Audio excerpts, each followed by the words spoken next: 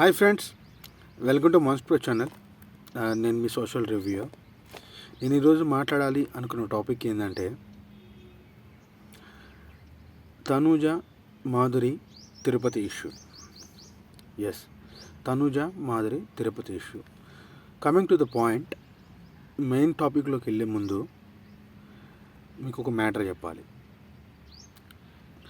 అది రీసెంట్గా గీతు ఇష్యూ ఒకటి జరిగింది. గీతు వచ్చి గోవింద గోవింద సాంగ్ అనేది తిరుపతి కొండ మీద షూట్ చేశారు, ఒక షార్ట్స్ లాగా సంథింగ్. సో అది పెద్ద ఇష్యూ అయినప్పుడు ఈ తనుజ ఫ్యాన్స్ అందరూ ఏమన్నారంటే, ఆ గీతు చూసావా, ఆ తనుజని ఎంత ట్రోల్ చేసింది, ఎంత ఇది టార్గెట్ చేసింది బిగ్ బాస్ హౌస్లో. సో ఆమె కర్మ తగిలింది, సో తిరుపతి ఇష్యూలో ఇరుక్కుంది అని వీళ్ళందరూ ట్రోల్ చేయడం జరిగింది.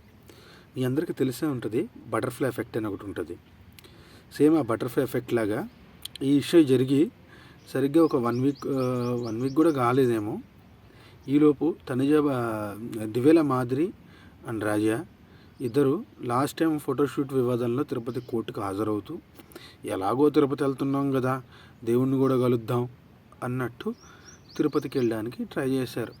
అక్కడ కోర్టుకి హాజరవుతూ ఈలోపు తనుజ బర్త్డే ఉంది, ఎలాగో నీకు దేవుడు అంటే ఇష్టం కదా, బర్త్డే కదా, అక్కడ సెలబ్రేట్ చేసుకుందాం అన్నట్టు ఆమెను కూడా తీసుకుని వెళ్ళిపోయారు.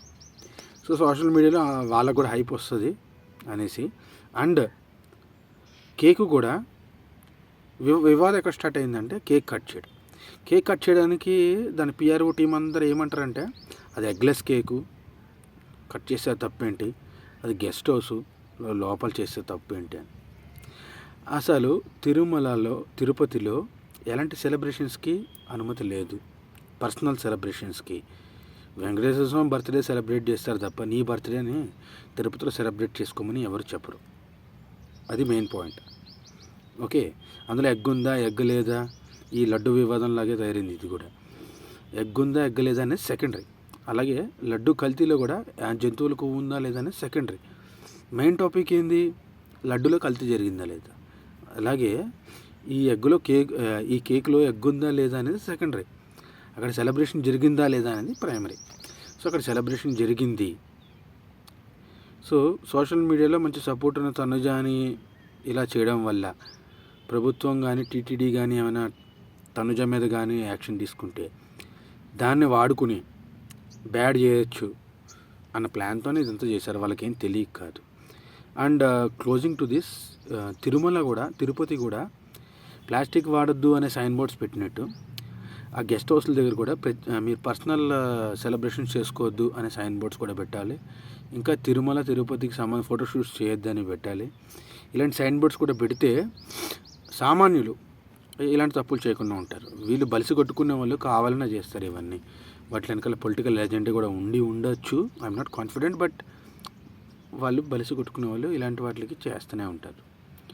ఓకే, సో ఈ విషయంలో తనూజాది ఎంత తప్పు ఉంది అనేది మనం చెప్పలేము. ఎందుకంటే తనూజాకి తెలుసో లేదో ఆ బర్త్డే సెలబ్రేషన్ చేస్తారని, చేయడం వల్ల గవర్నమెంట్ని టార్గెట్ చేస్తుంది, దానివల్ల గవర్నమెంట్ కూడా ఇమేజ్ బ్యాడ్ అవుతుంది అనే స్ట్రాటజీ తనూజాకి చెప్పి చేశారా, తనూజాకి చెప్పకుండా చేశారా అనేది మనకు తెలియదు. సో అది ప్రభుత్వం తేల్చుకోవాలి. బట్ తిరుపతిలో ఎలాంటి సెలబ్రేషన్స్ అయితే చేయకూడదు. మీకైనా పర్సనల్ సెలబ్రేషన్స్ ఉంటే దర్శనం అయిపోయాక కొండ కిందకి వెళ్ళి తిరుమలలో చేసుకోండి. తిరుపతి కొండ మీద మటుకు ఎలాంటి సెలబ్రేషన్స్ చేయకండి. Signing off your social reviewer monster pro. Take care.